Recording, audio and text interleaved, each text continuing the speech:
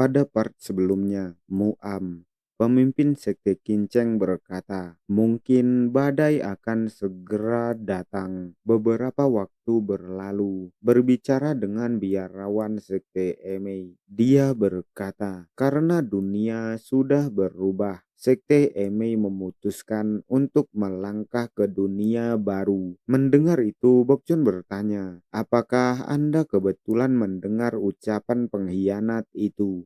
Fakta sebenarnya, sekte Emei tidak pernah ikut dalam aliansi Murim sejak lama. Merespon itu, Muam berkata, tidak semua orang di dunia ini melihat dengan cara yang sama. Dikatakan ada satu sifat dalam Buddha, tapi ada 18.000 cara berpikir yang berbeda. Selama tujuannya masih sama, yaitu mengejar kebaikan. Hal itu sendiri adalah nirwana. Mendengar itu, Bokchun menghela nafas, lalu berkata, itu hanyalah cerita bagus dari luar. Saya tidak mau berurusan dengan sekte Emei lagi. Merespon itu, Muam berkata, itu adalah kebaikan yang kau kejar. Lalu sembari duduk, Bokchun berkata, saya tidak suka dengan biarawan sekte Emei, baik ucapan ataupun tindakannya.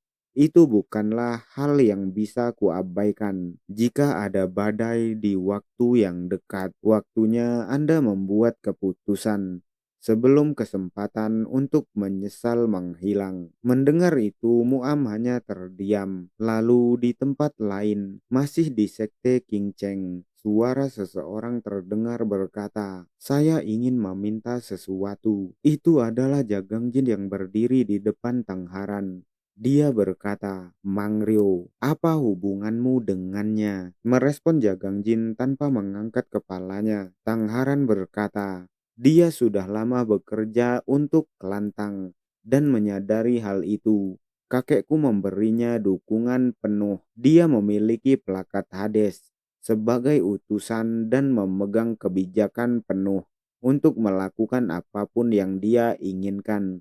Mendengar itu membuat Jagangjin sangat terkejut. Lalu Tangharan melanjutkan, alasanku bisa sampai kemari karena dia. Mendengar itu Jagangjin bertanya, kenapa dia mengirimmu ke sini? Mendengar pertanyaan itu, Tangharan mulai mengangkat kepalanya, lalu berkata, aku juga bertanya begitu. Apa yang sudah kau lakukan? Sampai-sampai membuatnya sangat terobsesi denganmu. Merespon itu, Jagangjin berkata, 9 tahun yang lalu, Mangrio menyerang sekteku.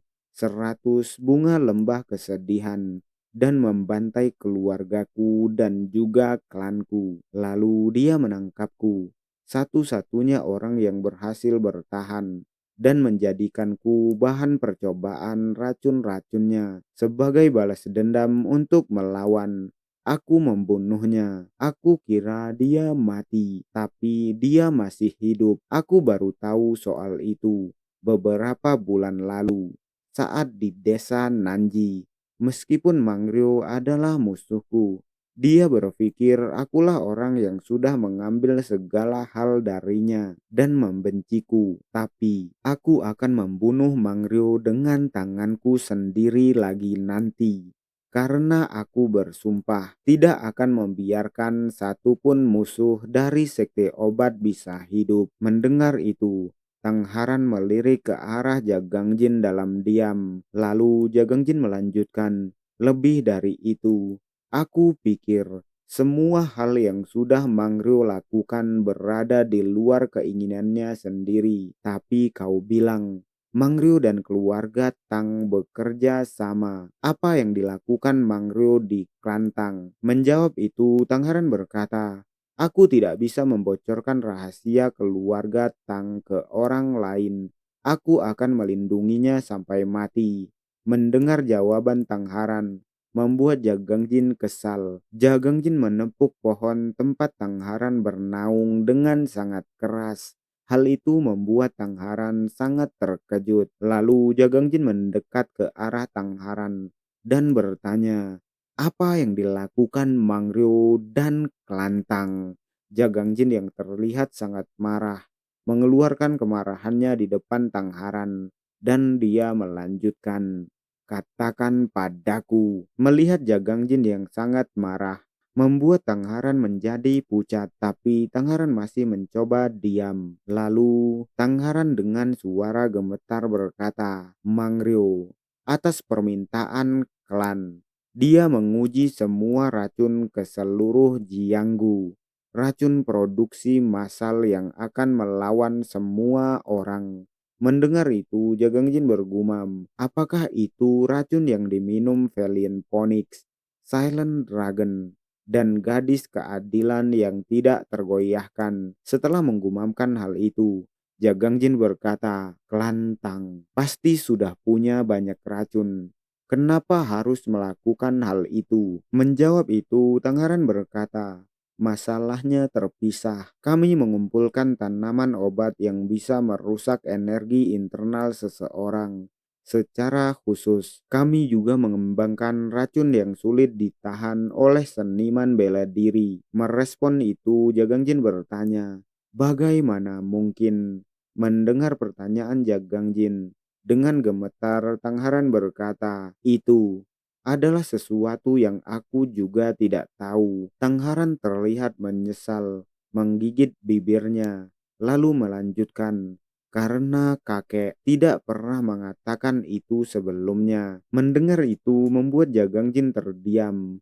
Lalu Jagangjin berkata, "Kelantang Sichuan." Tapi sebelum dia menyelesaikan kalimatnya, Tangharan berkata, "Aku menolak perintah pelakat Hades dan sudah melanggar aturan klan.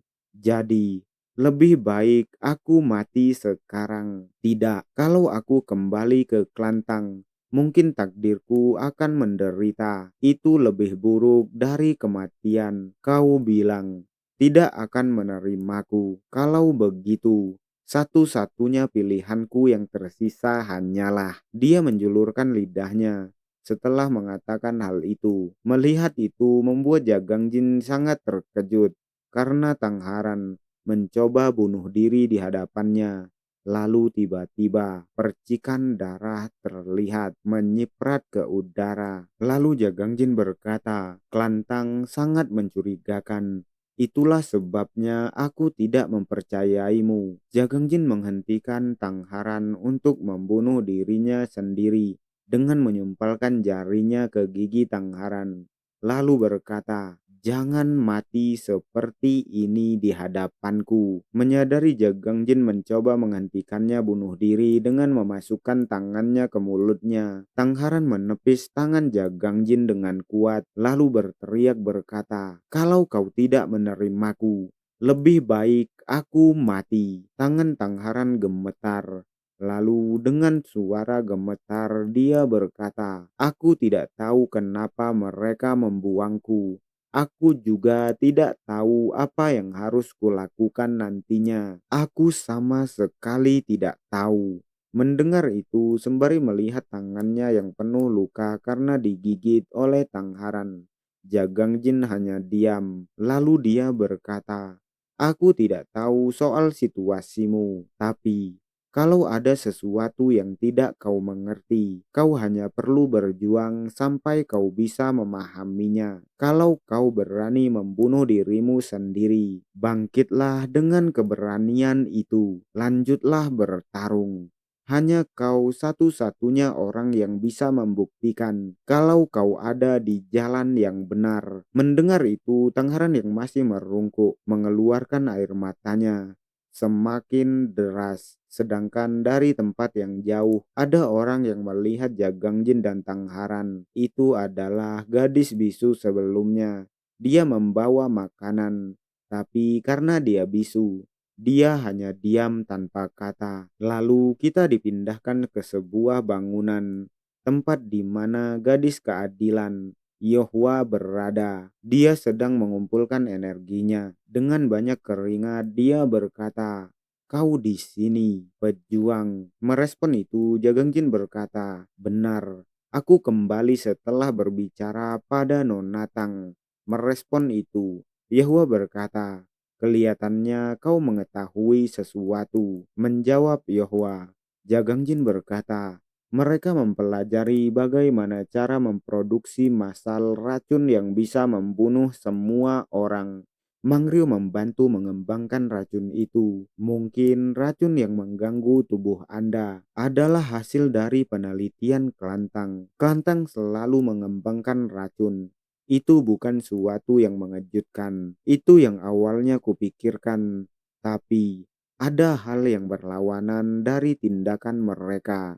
Mendengar itu, Yahwa meminta Jagangjin untuk menjelaskan maksudnya, dan karena itu, Jagangjin melanjutkan, bergantung pada tubuh manusia. Racun bisa saja tidak bekerja atau malah menjadi obat baginya. Itu berarti racun adalah sesuatu yang semakin berfokus pada kegunaannya, maka semakin kurang efektif. Seperti yang Anda lakukan sekarang, master seniman bela diri bisa mencegah racunnya menyebar dengan energi internal mereka. Tapi kenyataannya, Valiant Phoenix dan Silent Dragon tidak bisa menangani racunnya. Merespon itu sembari membuka matanya. Yahwa berkata, itu tentu saja menjadi misteri. Mendengar itu, Jagangjin bertanya, bagaimana mungkin ini hanya pikiranku saja?